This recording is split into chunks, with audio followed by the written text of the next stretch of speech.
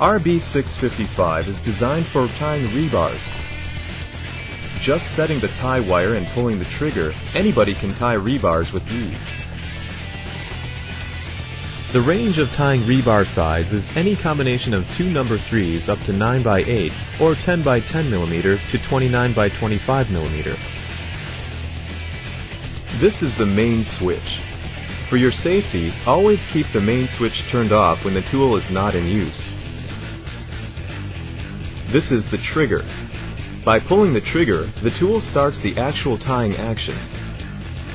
This is the magazine for the tie wire reel. By turning the magazine cover lock, you can open and close the cover of the magazine. These are feeding gears which feed the tie wire from the magazine to the arm.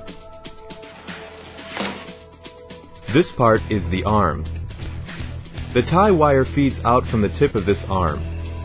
The wire which is fed will then go into the curl guide and be caught by the hook. After the cutter cuts the wire, the hook starts a rotating action and stops automatically when a tie is completed. This is the cooling fan.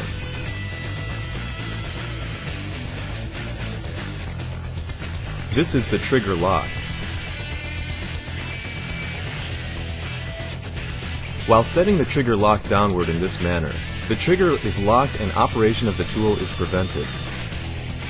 For your safety, always keep the trigger locked when the tool is not in use.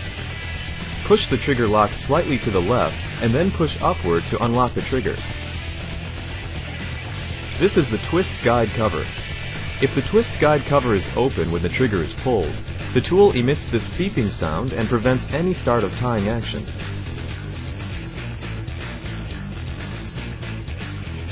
Keep fingers and any other body part away from the arm and the curl guide at any time.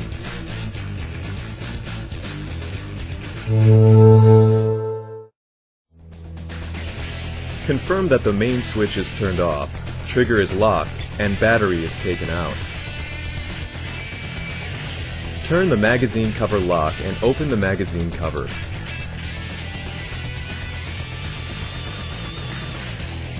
Then press the release lever and confirm that the release lever is caught in the red release stopper. Release the tip of the wire and stretch it out like this.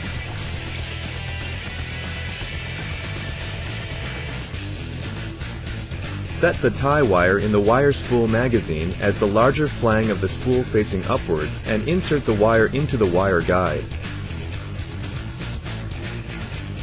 Keep feeding the wire about 5 centimeters and 2 inches and push the release stopper to lock the feeding gears to hold the tie wire in place.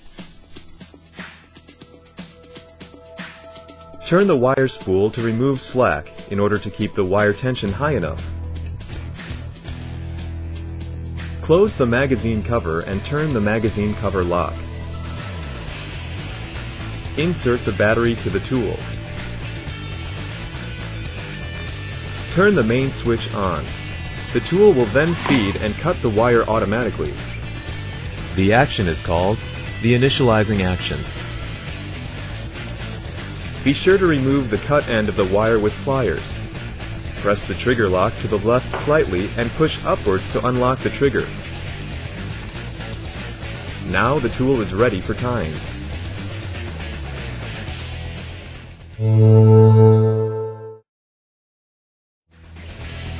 The RB655 does not require lubrication from end user. Any lubrication in or around the feeding gears may result in malfunction. The RB655 contains circuit boards. If the circuit board gets wet, this could result in a short circuit. Never use the tool in the rain and keep away from water. In case the tool gets wet, keep the tool inside at normal temperature and dry completely before using the tool again. To prevent accidental dropping of the tool, we recommend to use the holster that comes with the tool. Be sure to keep the tool in place with the strap. Now let's review the daily tool maintenance process. The RB655 must be free of dirt in order to perform ties correctly and consistently. The tool should be cleaned regularly. Confirm that the main switch is turned off. trigger is locked and battery is taken out. Open the twist guide cover and blow away dust from around the hooks. Make sure to keep the 45-degree angle as shown to prevent dust from entering inside of the tool. If this sensor is soiled, wipe it clean with a cotton swab.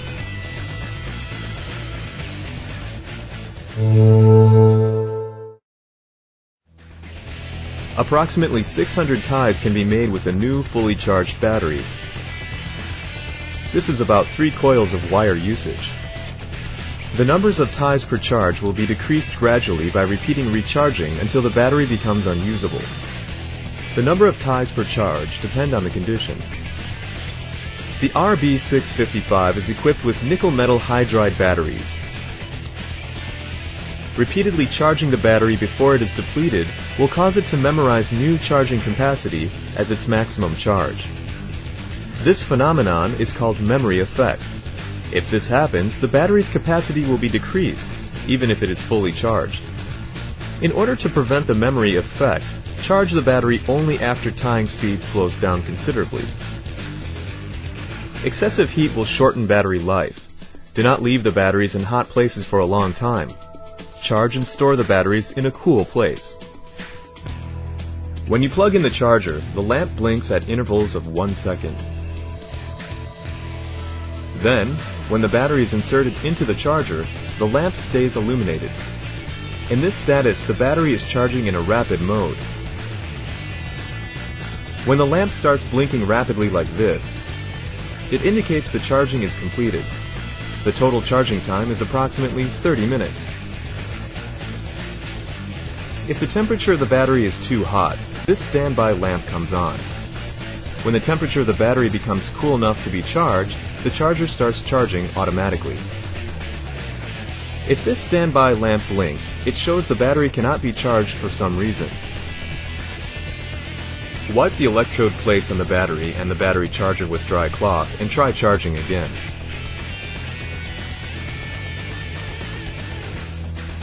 The temperature range for charging is from 0 to 40 degrees centigrade or 32 to 104 degrees Fahrenheit.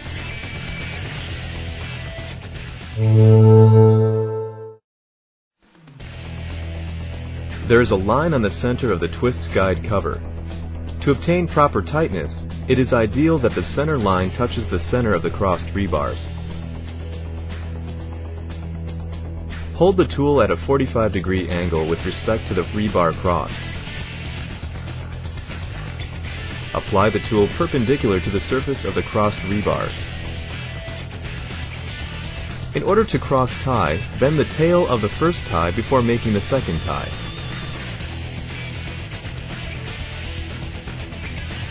If the wire hits the rebar, tying is not possible. This dial is called the torque adjustment dial. By setting the dial position at higher numbers, the wire twisting torque is increased. If the dial is set at a higher position than required, the tie may break when stressed or vibrated. If the wire breakage occurs, be sure to turn the dial counterclockwise until the wire breakage stops. The dial position in the red color area is required only when the tool is used under very low temperature, which is less than 15 degrees Fahrenheit or minus 10 degrees centigrade. Keep the dial position in the green color area when ambient temperature is normal. For better understanding of the dial setting, read this label and the instruction manual carefully. If the tip of the wire is deformed, the hook may not catch the wire and this could result in failure of tying. If this happens, turn the main switch off, lock the trigger, and then turn it on again. This reinitialization feeds and cuts the wire automatically. Remove the cut end of wire with pliers, unlock the trigger, and try tying again. If there is a problem with the RB655 tool, read the troubleshooting section in the instruction manual tape. If the problem cannot be remedied, take the tool to the dealer or shop where it was purchased for further inspection or repair service.